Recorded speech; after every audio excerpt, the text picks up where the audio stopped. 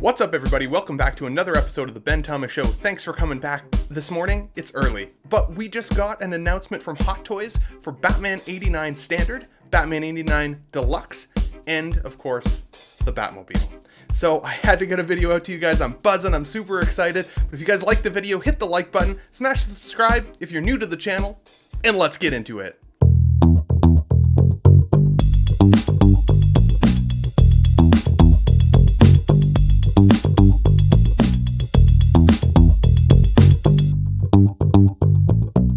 Okay, everybody, welcome back. So, like I suggested at the beginning of this video, we got the Batman 89 Standard version from Hot Toys, the Batman Deluxe version from Hot Toys, as well as the Batmobile. And I gotta give you guys my reaction because I'm so excited about this. It's like 5:30 in the morning when I'm seeing this, which is a little ridiculous. I got home from the gym, I put my hat back on, I'm like, I gotta stream real quick for everybody here in the community. So let's take a look at these slides. This is, of course, the standard edition Batman. Now, I'm not going to show you guys both the standard edition as well as the deluxe because they're basically the same figure with the exception of one key item. You can see here with the deluxe, it comes with a cool ass Gargoyle base, and it's huge. It's absolutely huge. We're going to dive into some better pictures later. But this is just giving you guys kind of an indication of what comes, again, with the standard versus the deluxe. And I gotta say, this has been a Grail piece for me for quite a long time. I just got the Val Kilmer Batman in my collection behind me. I've got Christian Bale. I've got the Batman coming from the recent film, as well as I've got some Batflex in behind me as well. But this has been one that I've wanted for a really long time, and I gotta say, the price of admission has been too high. Like, the secondary market for this guy, they made him a Grail status real quick. And he was too expensive for me to justify. Now, I know for the folks out there that have this in their collection, it probably stings a little bit. I get that. Reissues are a tough nut to swallow. It just is. On the other hand, there are a ton of collectors coming into the community that don't have this figure in their collection, including myself. I've been collecting since 2008, and I straight up missed it. I've wanted a Keaton Batman in my collection for as long as I've been collecting Hot Toys. And this does not disappoint at this point. I love the fact that this is definitely a 2.0. It's an upgraded version. This is not just a straight reissue like we've seen Hot Toys do with other figures. Look at the size of the Gargoyle base that this comes with. Now, this is, of course, from that iconic scene up on top of the building, kind of at the end of the first movie, the 89 Batman film, where he's kind of in a tussle with the Joker. And ultimately, the Joker gets attached to this Gargoyle as he's trying to make his escape, and that's what ultimately kills him. No spoilers. It's a pretty old movie, so hopefully you guys have seen it before. Now, this is an interesting photo. The computer setup, they actually teased this not too long ago when they showed this figure at a con. But it doesn't look like this computer system comes with the Batman yet. I wonder if they'll make it an additional option at some point, or if they're just kind of teasing in the images. If so, I love the look of the Bat computer here. I like that you get a chance to see that makeup ad in the back behind him, as well as the guy that's tied up. I think that that's pretty cool. They look like old school TVs, which is also really, really cool. So I dig this. Honestly, a Bat computer and making your own little Bat cave diorama, I think would be pretty sweet. I'm not gonna lie. Now this, I really, really am happy with. They've refined the cowl and the interchangeable lower faces. And so, like, look at that bloody, battle damaged face in the center. And then the other two, honestly, it looks just like Michael Keaton in the Bat cowl. I'm so stoked, guys. I'm so stoked. But what do you think? Do you think that this is an upgrade based on what we've seen in the past? I know the past one definitely gets a really good rap. I mean, it's still a great figure. And I would say, unlike the way I felt about the Bane recently, where the old Bane versus the 2.0 Bane is like a real significant change, This is significant, but if I still had the original figure here, I don't know if I would necessarily be tempted to upgrade. I still think that that old figure is definitely an awesome piece. But for the folks who don't have it, like me, who want to get it now in the collection, I gotta say, I definitely see Keaton here. I like that they've updated it a little bit, and again, that it's not just a straight reissue. Now here, again, they're teasing in the Batmobile in behind. We're going to show those photos in a few minutes. I like the way that the cape drapes around the figure. Hopefully that's an upgrade as well. I don't see any notes that that is specifically the case. I know a lot of people did go and get aftermarket capes when they got this figure originally. It looks good to me. I will be curious to see how the body scales with some of the other Batmen. Keep in mind, Michael Keaton is not a very big guy, so I don't expect him to be, for example, as tall as a Bale figure if I have my Batmans beside each other. Christian Bale's over 6 feet tall. Michael Keaton definitely is not. Now, one thing that I had an issue with my Val Kilmer Batman was the posability. He's just not flexible. He cannot lift his leg like this without at least risking damaging that figure. This is impressive. If this guy has this kind of range of movement, that's pretty sweet. That is pretty sweet. I love the iconic yellow belt. I'm so happy that even though we're obviously going to see Keaton in the new upcoming Flash film, it looks like his outfit is different in that film, which means we'll probably get another version of this bat suit as well, which is cool, kind of the updated the new futuristic version. I didn't like that they changed the belt to black on the suit, whereas here I like the yellow. I know for Batman, if you're trying to hide in the shadows and you got a big bright yellow belt, it might not be the best thing, but in terms of nostalgia, it's bang on for me, so love to see it. Another picture here with his arm up. Again, just showing some of the posability of the figure. I do think that if you can, again, raise the arms without feeling like you're worried about damaging the suit, I think that's good. Here, I mean, that looks like he's able to raise his grappling gun pretty well, I would say, for the most part, without too much pressure on the suit. Now, it is under the cape a little bit, so it's hard to see how it's flexing exactly, but definitely very cool to see. I like the way that the abdominal muscles in the suit look. I think that that's flexing really nicely. Doesn't look all ripply and weird. And wow, like the paint apps on the mouth plates there are pretty awesome.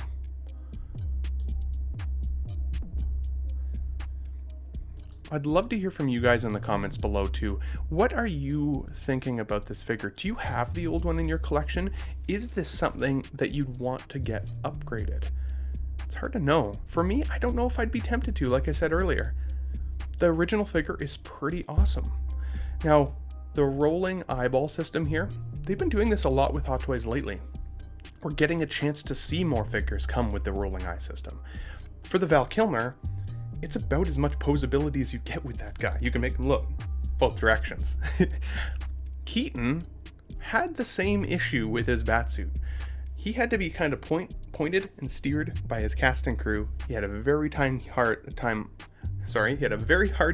hearing in the cowl and seeing.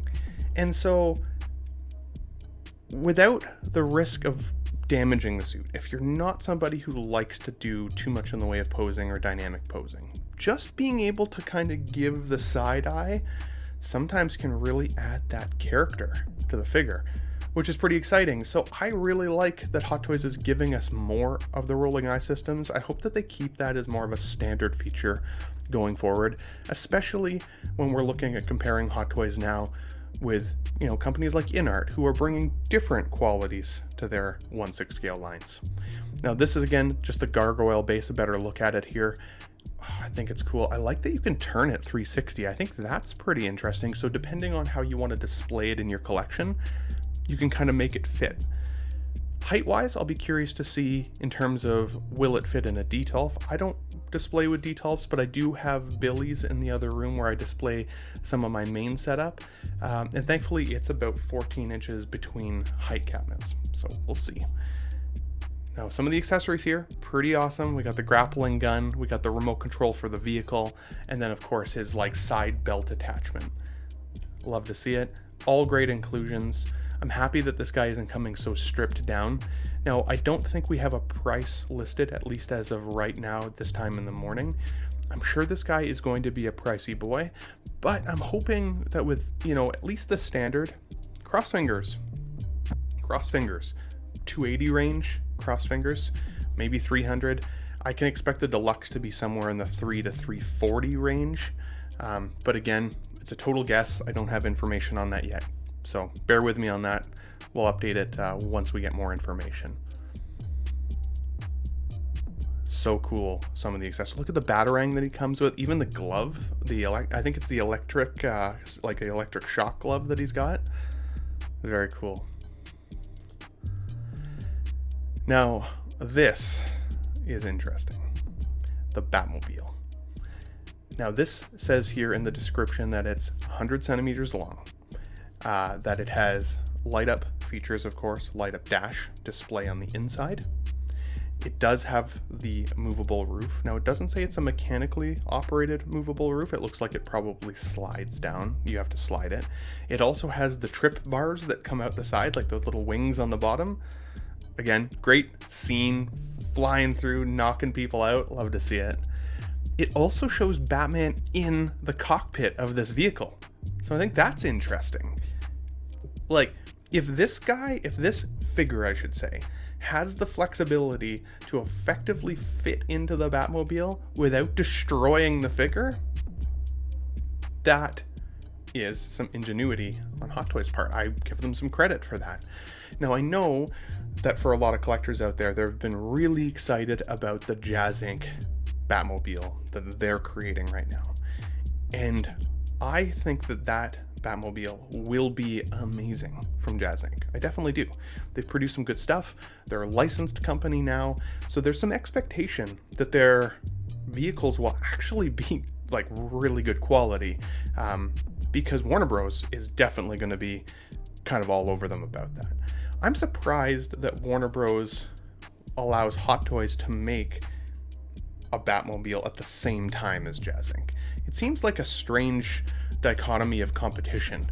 Like, they both have the Warner Bros. Stamp on it. I mean, I guess at the end of the day, Warner Bros. Is going to make their money anyways, but you would think that they would try and compartmentalize the market more, but money speaks all languages. Maybe I'm just completely out to lunch and they're still just making bank either way.